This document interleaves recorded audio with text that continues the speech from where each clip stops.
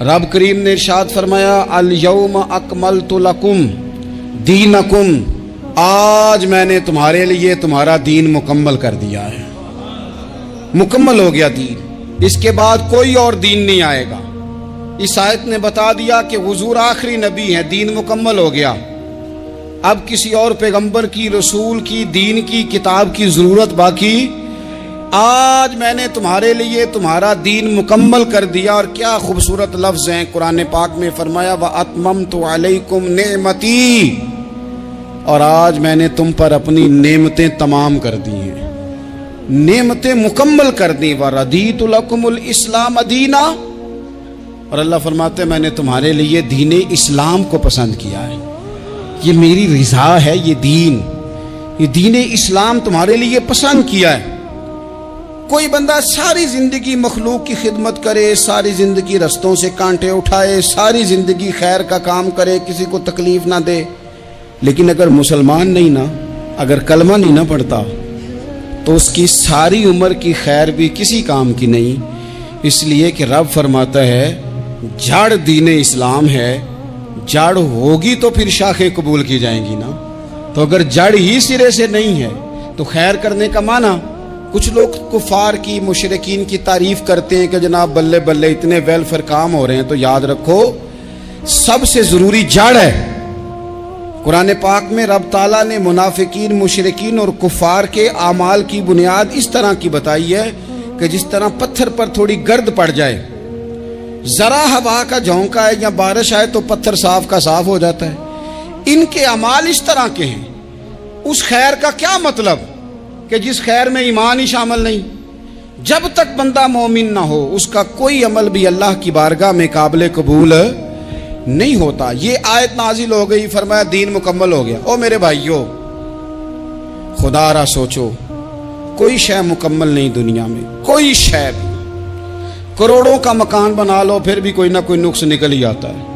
کوئی دنیا میں شے مکمل ہے ہی نہیں۔ اگر کوئی شے مکمل ہے تو وہ مدینے والے رسول کا دین مکمل ہے۔ مکمل، جب ہم کہتے ہیں نا مکمل دین، تو لوگ سمجھتے ہیں تو شاید سادی سی بات ہے۔ یہ وہ والی بات ہے جو دنیا میں کہیں نہیں پائی جاتی۔ جب یہ آیت نازل ہوئی تھی نا، تو بخاری میں موجود ہے، ایک بہت بڑا یہودیوں کا عالم حضرت عمر فاروق رضی اللہ تعالیٰ عنہ سے کہنے لگا یہ جو تم پر آیت نازل ہوئی ہے نا کہ دین مکمل ہو گیا، یہ اگر ہم پر نازل ہوتی نا تو جس دن یہ آیت نازل ہوئی ہوتی ہم نے ہر سال اسی دن کو عید بنا لینا تھا کہ دین مکمل ہو گیا۔ الیوم اکملت لکم دینکم، دین مکمل ہو گیا، ہم تو عید بنا لیتے۔ تو حضرت عمر کہنے لگے ہم پر بھی بڑا فضل ہے، جس دن آیت نازل ہوئی تھی عرفہ کا دن بھی تھا اور جمعے کا دن بھی تھا، ایک نہیں دو عیدیں تھی مسلمانوں کی، دو عیدیں تھی مسلمانوں کی، دو۔ عزیز بھائی، دین مکمل اللہ نے دیا۔ اور حضرت عبداللہ ابن عباس رضی اللہ تعالیٰ عنہ نے تو ایک مقام پہ اس کا ذکر بھی کر دیا۔ جب ان سے کسی یہودی نے کہا نا یہ آیت ہمیں ملتی تو ہم عید مناتے، تو فرمایا تم ایک مناتے نا، ہماری دو تھیں اس دن۔ جمعہ بھی تو مسلمانوں کی عید کا دن ہے نا۔ بہت سارے لوگ ہیں بیچارے جو کہتے ہیں اسلام میں عیدیں صرف دو ہیں، اور وہ بھی صرف پریشانی انہیں عید میلاد النبی والے دن ہوتی ہے، اس کے آگے پیچھے نہیں ہوتی۔ حالانکہ نبی پاک علیہ السلام نے کہا ہر جمعہ بھی عید ہے، خود حضور نے فرمایا، لیکن وہ اڑ جاتے ہیں کہ نہیں عیدیں صرف دو ہی ہیں۔ بھائی آپ یہ کہہ سکتے ہیں کہ اسلام کی معروف عیدیں دو ہیں، اپنے معنی اور مفہوم کے لحاظ سے جس کو یوم عید کہا جائے وہ عیدیں دو ہیں۔ تو نبی پاک صلی اللہ تعالیٰ علیہ وسلم نے میدان عرفات میں خطبہ دیا۔ یہ جو واعظ و نصیحت ہے نا، خطبہ، تقریر، یہ دنیا کر رہی ہے، کرتی رہے گی، کرتی چلی آئے گی، اور اس کو میرے نبی پاک علیہ السلام نے پسند فرمایا۔ خیر کی بات کرنے والے کو حضور نے دعا دی۔ محبوب فرمانے لگے اللہ جو میری حدیثیں یاد کر کے آگے پہنچائے اس کے چہرے کو تر و تازہ رکھنا۔ یہ ابلاغ دین بہت بڑی بات ہے اگر کوئی خلوص نیت سے کرے۔ لیکن کائنات ارضی میں وہ جو حضور کا خطبہ حجۃ الوداع ہے، وہ دستور ہے، وہ منشور ہے۔ انسانی حقوق پر اس سے بڑا چارٹر نہ پہلے کبھی تھا نہ قیامت تک دوبارہ بن سکتا ہے۔ اس کو خطبہ حجۃ الوداع کیوں کہتے ہیں؟ ایک تو مطلب یہ کہ حضور نے یہی آخری آج کیا، اور دوسری بات یہ تھی کہ اس خطبے کے تھوڑے ہی عرصے بعد میرے نبی پاک نے وصال ظاہری فرمایا، اور اس خطبے کو رسول پاک صلی اللہ تعالی علیہ وسلم نے شروع کہاں سے فرمایا؟ یہ خطبہ دیکھیں شروع کہاں سے ہو رہا ہے۔ انسان دنیا میں ملتا بھی ہے، جدا بھی ہوتا ہے، یہ جو جدائی کا وقت ہوتا ہے نا، جدائی کا، شاید بڑی سوچ سمجھ کے کہا تھا حضرت میاں صاحب نے، بڑی غور کر کے انہوں نے کہا تھا کہ دریا کنڈے روخ نہ لائیے، جو آوے رڑ جاوے۔ آپ میدان میں درخت لگاتے ہیں تو کبھی پھل گرتا ہے تو زمین پہ گرتا ہے، اٹھا لیتے ہیں، اگر دریا کے کنارے ہو تو وہ تو دریا میں گرے گا اور رڑ جائے گا، چلا گیا، بہہ گیا۔ فرمانے لگے دریا کنڈے روخ نہ لائیے، جو آوے رڑ جاوے، تے پردیسی نال نہ یاری لائیے، او دا جدوں دل کرے ٹر جاوے، وہ تو چلا جاتا ہے۔ یہ خطبہ شروع کہاں سے ہو رہا ہے؟ یعنی ابھی آغاز کلام ہے، بات آگے آئے گی، آغاز کلام ہے۔ میں کہہ چکا ہوں ولی شاید عبادت کر کے بنے، تقوی اختیار کر کے بنے، ولی اللہ کی حرام کردہ ہر شے سے اجتناب کر کے بنے، وہ جس میں شبہ ہے اس سے بھی بچے تو پھر ولی بنے۔ لیکن صحابی تو حضور کی زیارت سے بنتا ہے نا، نبی پاک کی زیارت سے بنتا ہے، اور صحابہ تو وہ صحابہ تھے جن کی ہر صبح عید ہوتی تھی، خدا کا قرب حاصل تھا، نبی کی دید ہوتی تھی۔ وہ تو اس طرح کا ماحول تھا کہ نبی پاک نے فرمایا حضرت ابو ہریرہ سے یہیں بیٹھے رہتے ہو، تھوڑا ذرا کبھی کوئی کام بھی کر لیا کرو، وقفے سے ملنے سے محبت بھی بڑھتی ہے۔ تو حضرت ابو ہریرہ اٹھے اور ستون کے پیچھے سے ہو کے واپس آ گئے، فرمایا آ گئے ہو؟ عرض کی حضور دل ہی نہیں لگتا تو جائیں کہاں؟ وہ جو حضور سے آ کے کہتے تھے نا یا رسول اللہ صلی اللہ علیہ وسلم، حضرت صوبان بن مالک، حضور نے فرمایا پریشان پریشان دکھائی دیتے ہو، کہا یا رسول اللہ ایک بات پریشان کرتی ہے۔ کہا وہ کیا؟ عرض کی حضور دل بے چین ہوتا ہے تو زیارت کو آ جاتا ہوں، آج ایک عجیب خیال آیا ہے، عجیب خیال آیا ہے، اور اس نے عجیب رنگ طبیعت میں بھر دیا ہے۔ فرمایا تمہیں کیا خیال آیا؟ عرض کی یا رسول اللہ صلی اللہ علیہ وسلم آج خیال آیا ہے کہ صوبان ہے، تو حضور کا غلام ہے، جنت تو حضور کے صدقے ملے گی، لیکن یہ ہے کہ حضور تو ہوں گے نا نبیوں کے ساتھ، تجھے ملے گی پر ملے گی تو غلاموں کے محلے میں نا۔ تو دل میں خیال آیا کہ وہاں زیارت بھی ہوگی کہ نہیں؟ او جنت میرے کس کاری جتھے یار نظر نہ آوے، زیارت بھی ہوگی کہ نہیں؟ حضور کی بارگاہ میں جب حضرت صوبان نے عرض کی تو رب کریم نے فرمایا محبوب جو تیری اور تیرے رب کی اطاعت کرے نا، اولئک انعم اللہ علیہم من النبیین والصدیقین والشہداء والصالحین، فرمایا ان کو اللہ نبیوں کے، صدیقین کے، شہداء اور صالحین کے ساتھ ہی جنت میں اکٹھا فرمائے گا، وہ اکٹھے رہے۔ تو جن کو تو جنت میں بھی حضور کی زیارت کے بغیر چین نہیں تھا، ان کو حضور نے خطبہ حجۃ الوداع شروع کرتے وقت پہلا جملہ پتہ کیا کہا؟ حضور اونٹنی پہ ہیں، احرام باندھا ہوا ہے، 1,40,000 کم و بیش غلام سامنے کھڑے، عرفات کا میدان۔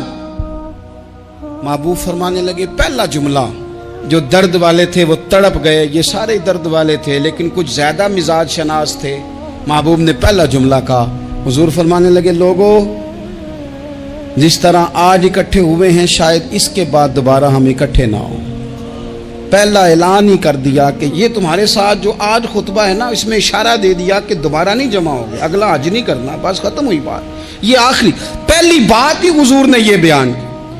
اب وہ اتنے دل نرم ہو گئے حضور کی بات سن کے، آنکھوں میں آنسو اس طرح آ گئے، طبیعت کا ملان اتنا بڑھ گیا کہ ہر ایک کا دل کشکول بن گیا، ہر طرف سے آہیں اور سسکیاں ہیں کہ حضور کے وہ جملے یوں صحابہ لے رہے تھے جب آپ سے کوئی کہہ دے کہ بھائی یہ وقت بس آخری ملاقات کا ہے، تو پھر انہوں نے وہ تو حضور کی ہر بات ہی توجہ سے سنتے تھے، پر یہاں جو انداز بن گیا وہ انوکھا بن گیا۔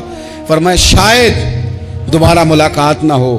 پھر میرے کریم محبوب صلی اللہ تعالی علیہ وسلم نے فرمایا جس طرح تمہارے لیے یہ شہر حرمت والا ہے، مکہ حرمت والا ہے نا، ایک نیکی کرو تو مکے میں 1,00,000 کا ثواب، حرم مکہ میں ایک گناہ کرو تو وہ بھی 1 लाख लिखा जाता है, हुर्मत वाला है, बड़ी इज्जत वाला है। फरमाया जिस तरह ये घर इज्जत वाला है काबा, जिस तरह ये शहर इज्जत वाला है, फरमाया जिस तरह आज का दिन हुर्मत वाला है। मुसलमानों, मैं तुम्हें बता के जा रहा हूं, तुम्हें समझा रहा हूं, इसी तरह मैंने तुम सब पर एक दूसरे के माल और इज्जत को हुर्मत वाला कर दिया है। और सहाबा को ना हुजूर ने पहले ये सबक पूरा, हुजूर ने पूछा, ये भी जरा कमाल है, ये बुखारी मुस्लिम की हदीस है। हुजूर ने सहाबा से पूछा, 9 ज़िलहज है, जुमे का दिन है, ज़िलहज का महीना है, सबको पता है, लेकिन ना आप जुमा पढ़ने हैं तो मैं आपसे कहूं कि आज आप कौन सा दिन है, तो आप कहेंगे जनाब जुमा है, अजीब आदमी है, जुमा पढ़ा रहे हो। लेकिन जो सहाबा का अंदाज है वो और है। हुजूर ने पूछा, आज ये कौन सा महीना है?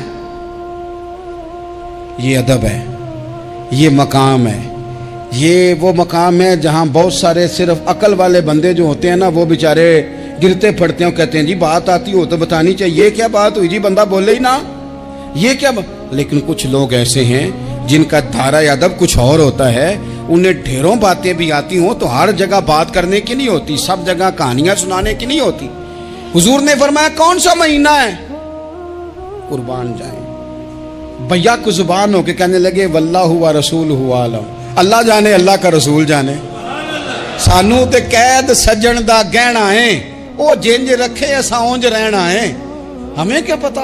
पूछा किसी ने, लिखा है सूफिया ने, किसी ने पूछा, ओए तुम्हें पता नहीं, कहने लगे चुप कर, हमें क्या पता कौन सा महीना है। तो हुजूर ने फरमाया आज तारीख कौन सी है? भाई साहब को पता था ना 9 ज़िलहज को ही आज होता है, कौन सी तारीख है? कहा वल्लाहु व रसूलहु आलम, अल्लाह जाने, अल्लाह का रसूल जाने। कुर्बान जाए। हुजूर ने पूछा दिन कौन सा है? सबको पता है जुम्मा है, कहने लगे वल्लाहु व रसूलहु आलम, अल्लाह जाने और अल्लाह का। वो सहाबा बता क्यों नहीं रहे? तो अहले मोहब्बत कहते हैं सहाबा का जवाब ये था, हमें कोई महीनों से गरज है, हमें कोई दिन से गरज है, हमें कोई तारीख से गरज है। हाजियो आओ शहनशाह का रोजा देखो, काबा तो देख चुके, काबे का भी काबा देखो, हमें तो महबूब से गरज है।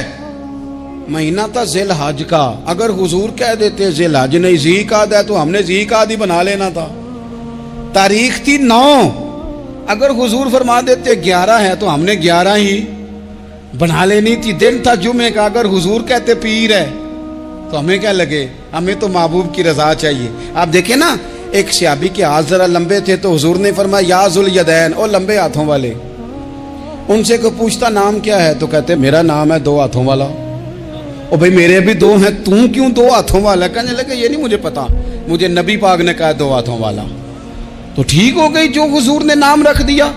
तो हुजूर सैयद आलम ने पूछा, फिर हुजूर ने हुर्मत याद कराई, फरमाया याद रखो ये दिन भी बड़ी इज्जत वाला है, जुम्मे का है, ये महीना भी बड़ी हुर्मत वाला है, ज़िलहज का है, ये तारीख भी बड़ी हुर्मत वाली है।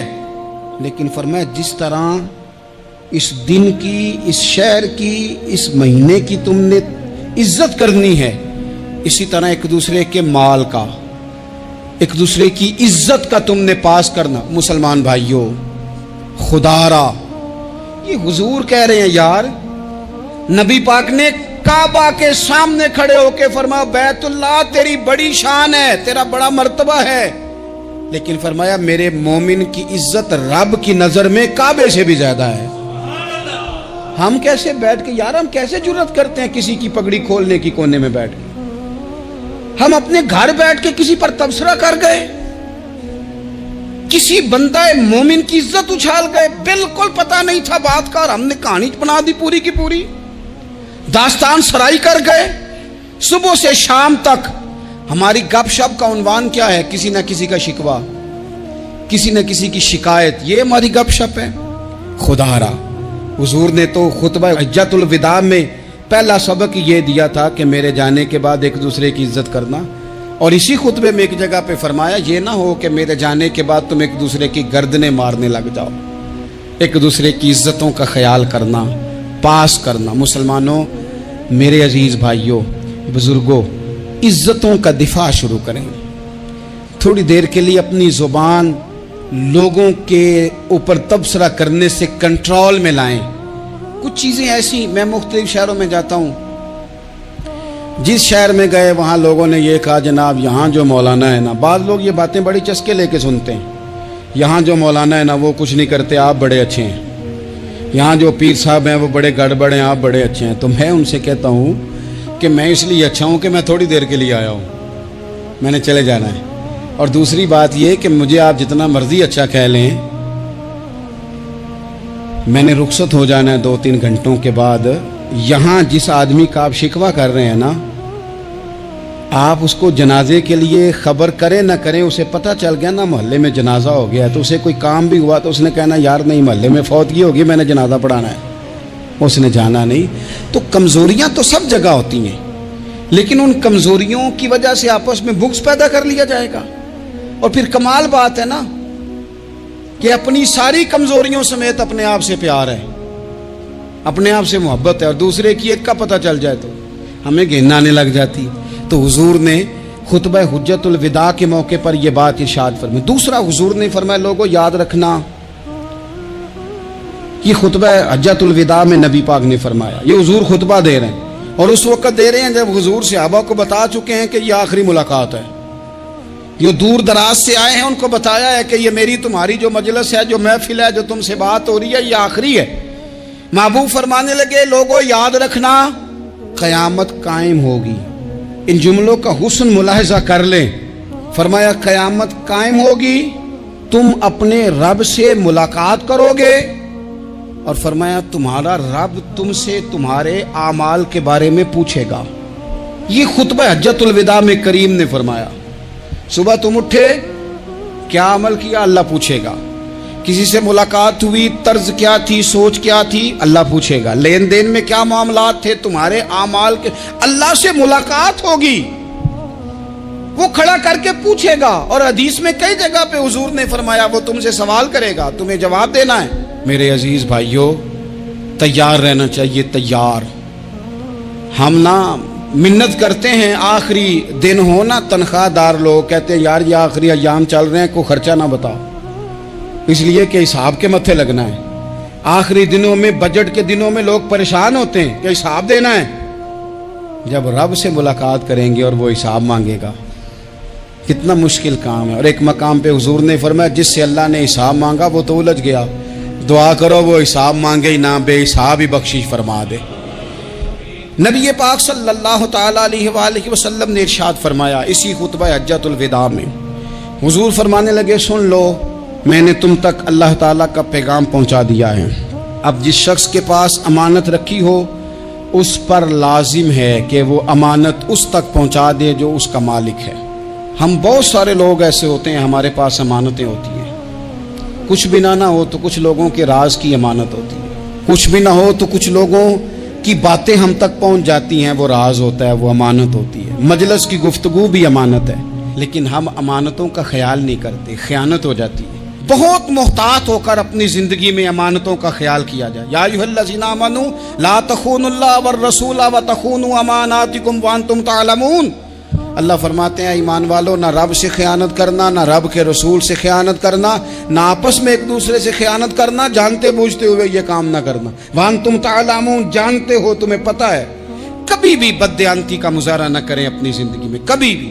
اور یہ بھی یاد رکھ لیں، بچوں کو کیا پتا کہ ہمارا ابا حلال لا رہا ہے کہ حرام لا رہا ہے، آپ لا رہے ہیں نا، تو وہ تو بیچارے بھولے پن میں کھا رہے ہیں، تو حساب آپ نے دینا ہے۔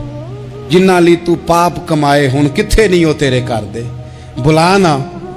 تو بچوں کا تو یہ معاملہ ہے بھائی، اللہ ماشاءاللہ کہ وہ وقت پہ ہی، شادی کے 10-15 دن کے بعد ہی ان کو پیغام مل جاتا ہے کہ اگر ہمارا علیحدہ گھر ہو تو میں مرضی سے سجاؤں، تو میں مرضی سے سواروں، تو میرا کوئی مطلب اپنا سلسلہ ہو، تو بڑے ٹائم پہ ساری باتیں شروع ہو جاتی ہیں، وہ تو معاملہ ہی بالکل اور ہے۔ تو بالکل کسی بھی امانت میں کبھی بھی خیانت کرنے کی کوشش نہ کریں، اور یاد رکھیں مال حرام جہاں آتا ہے وہاں بڑی تباہی آتی ہے، جہاں لوگ بددیانت ہو جاتے ہیں وہاں معاملات بڑے خراب ہو جاتے ہیں۔ اللہ تبارک و تعالیٰ دیانتداری کی توفیق عطا فرمائے۔ حضور نے خطبہ حجت الوداع کے موقع پر فرمایا میں نے آج جاہلیت کے سارے سود ختم کر دیے۔ نبی پاک میدان عرفات میں کھڑے ہو کے فرمانے لگے جس بندے نے بھی کسی سے پیسے لیے ہیں وہ اصل رقم دے گا, زائد نہیں دے گا. حضور کے بڑے قریبی تھے ایک, فرمایا انہوں نے بھی کچھ لوگوں سے پیسے لیے ہوئے, چونکہ وہ سب لوگ کرتے تھے, حرام ہی نہیں تھا. فرمایا میں ان کو بھی حکم دیتا ہوں کہ یہ اصل رقم وصول کریں گے, کسی سے ایک پائی بھی زیادہ وصول نہ کریں گے. نبی پاک صلی اللہ تعالی علیہ وسلم نے خطبہ حجۃ الوداع میں ایک باریک بات حضور نے بھی, یہ آپ نے ضرور سمجھنی ہے, بالخصوص جو لوگ تھوڑا دین پر عمل کر رہے ہیں, جن کا لبادہ مذہبی ہو گیا, جنہیں لوگ حضرت صاحب, قاری صاحب, علامہ صاحب, مفتی صاحب, حاجی صاحب, بزرگوں کہہ کے بلاتے ہیں, وہ اس پر توجہ کریں. میرے نبی پاک صلی اللہ علیہ وسلم نے خطبہ حجۃ الوداع کے موقع پہ ارشاد فرمایا, لوگوں شیطان اب مایوس ہو گیا ہے, وہ تم سے بتوں کی پوجا نہیں کرا سکے گا, ہاں وہ تمہیں چھوٹے چھوٹے گناہوں میں مبتلا کرے گا, وہ تم سے چھوٹے چھوٹے عیب کرائے گا, تم سمجھو گے یہ تو غلطی کوئی نہیں. فرمایا اس سے بچ کے رہنا. اب وہ مایوس ہو گیا, بتوں کی پوجا نہیں کرا سکتا, تمہیں اپنی پوجا نہیں کرا سکتا, لیکن چھوٹی چھوٹی غلطیاں. ایک مقام پہ فرمایا نا, چھوٹا گناہ ہونا تو مومن اسے پہاڑ سمجھتا ہے, اتنا بڑا ہو گیا, اور منافق کہتا ہے یہ تو کچھ بھی نہیں. تو اپنی زندگی کے اندر چھوٹی چھوٹی کوتاہیاں, حضرت سعدی فرمایا کرتے تھے, سیلاب اچانک نہیں آتے, پہلے چھوٹا سا سوراخ ہوتا ہے دریا کے کنارے, اسے بند نہ کیا جائے پھر بڑا ہو جاتا ہے, پھر وہ ٹائم آتا ہے کہ بند ٹوٹ جاتا ہے, بستیاں ڈوب جاتی ہیں. پہلے چھوٹا گناہ انسان کرتا ہے, چھوٹا, پھر اس سے آگے بڑھتا جاتا ہے اور بڑی بڑی غلطیاں ہوتی ہیں. اللہ تبارک و تعالی ہمیں رائی کے دانے کے برابر بھی غلطی کرنے سے محفوظ فرمائے. نبی پاک صلی اللہ تعالی علیہ وسلم نے اسی موقع پر ارشاد فرمایا, لوگوں اللہ سے ڈرتے رہنا, اور میں تمہیں عورتوں کے ساتھ بھلائی کی وصیت کرتا ہوں. فرمایا رب نے تمہیں اختیار دیا ہے, عورتیں تمہارے سپرد کی ہیں, ان سے اچھا سلوک کرنا. فرمایا اگر کبھی کوئی ان پر تمہیں سختی کرنی بھی پڑے تو اتنی کرنا جتنی ان کی غلطی ہو, ان سے درگزر کرنا, ان سے پیار کرنا. اسلام نے خاتون کو باقاعدہ حقوق دیے, باقاعدہ. صحیح بخاری میں حدیث ہے, یہ جو نوجوان ہیں, مطالعہ کرنے والے, پڑھنے سننے سمجھنے والے, یاد رکھا کریں ان چیزوں کو. حضرت بریرہ رضی اللہ تعالیٰ عنہ حضرت عائشہ صدیقہ کی کنیزہ ہیں. حضرت مغیث رضی اللہ تعالیٰ عنہ ایک صحابی ہیں, ان کی وہ اہلیہ ہیں, وہ اپنے خامد سے علیحدگی چاہتی تھی. ان کے خامد بڑی محبت کرتے تھے, علیحدہ ہونا نہیں چاہتے تھے, خاتون رہنا نہیں چاہتی تھی. انہوں نے بڑی سفارشیں کرائیں کہ میرا خامد, میری بیوی مجھ سے صلح کر لے, حالانکہ وہ خاتون کنیز ہیں, خادمہ ہیں, کوئی بڑے قبیلے سے بظاہر تعلق نہیں. بالآخر انہوں نے گزارش کی, سیدہ عائشہ صدیقہ رضی اللہ تعالیٰ عنہ سے کہا, کچھ اور ذرائع اختیار کیے. حضرت مغیث نے رضی اللہ تعالیٰ عنہ, ان کے شوہر نے, کہ نبی پاک علیہ السلام کی خدمت میں عرض کریں, حضور میری سفارش کریں کہ یہ مجھ سے صلح کر لیں. تو نبی پاک علیہ السلام نے حضرت بریرہ رضی اللہ تعالیٰ عنہ جو کنیزہ ہیں, خادمہ ہیں, ان کو بلا کے کہا تمہارا خامد صلح کرنا چاہتا ہے. یہاں برادری کا بڑا کے کہتا ہے, پتر میری بھی نہیں تو گال رکھنی, وہ میرے کا کھاندہ بھی نہیں, تو کیا کہہ رہے ہیں آپ؟ اللہ نے اسے حق دیا ہے, اور جسے حق اللہ دے اس کا رسول دے, اس سے کون ہوتا ہے کوئی حق چھیننے والا؟ نبی پاک صلی اللہ علیہ وسلم نے حضرت بریرہ سے کہا تمہارا خامد صلح کرنا چاہتا ہے, اور وہ روتا ہے تمہارے لیے, اور اس نے بڑی سفارشیں کی ہیں, تم اس سے صلح کر لو. حضرت بریرہ رضی اللہ تعالیٰ عنہ عرض کرنے لگی, یا رسول اللہ صلی اللہ علیہ وسلم آپ جو حکم کریں میں حاضر ہوں, ایک بات پوچھ سکتی ہوں, ایک گزارش کر لوں, ایک صرف حضور میرا بولے چولے معاف کری, ایک بات کر لوں؟ تو کہا کرو. عرض کی یا رسول اللہ یہ آپ کا حکم ہے یا مشورہ ہے؟ یہ محبوب کی بات ہے, محبوب کی. کوئی بزرگ کیوں جبر کرتا ہے کسی پہ؟ کوئی حضرت شیخ کیوں کہتے ہیں زبردستی عورت کو کہ تو جا؟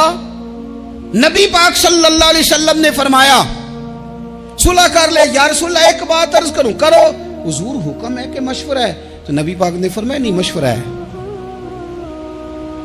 تم عاقلہ ہو, بالغہ ہو, اسلام تمہیں با اختیار کرتا ہے, چاہو تو رہو, چاہو تو خلا لے لو.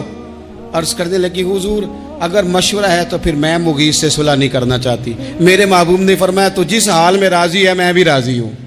ٹھیک ہو گئی, بات ختم ہو گئی. حضور نے کوئی زور نہیں. اتنے اسلام حقوق دیتا ہے عورت کو, کسی کو اجازت نہیں کہ وہ جبر کرے, وہ ظلم کرے. میں آ گیا ہوں صلح نہیں کرنی, بے تو کیوں آیا ہے؟ تو نے وقت گزارنا ہے، جانے وہ خاوند کس طرح کا ہو۔ تو نبی پاک صلی اللہ علیہ وسلم نے خطبہ حجۃ الوداع کے موقع پر فرمایا عورتوں کے ساتھ اچھا سلوک کرنا۔ اللہ تبارک و تعالی جو حج پڑھا جا رہا ہے اس کے صدقے پوری امت پر اپنا فضل فرمائے۔